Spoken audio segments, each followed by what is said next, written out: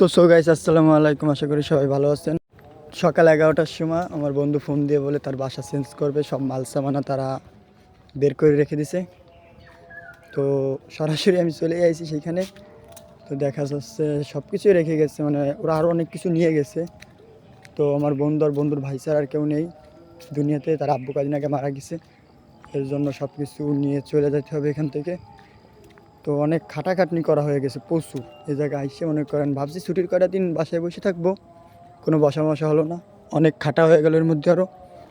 তার সাথে ওরা দুই বন্ধু মাল নামাতে গেছে, আর আমার সাথে এক বন্ধু ছিল, বললো যে চল একটা চা খেয়ে আসি। তারপরে সরাসরি চার দোকানে চা খাওয়া শেষে পানি খেলাম, তারপরে আবার চলে আসলাম।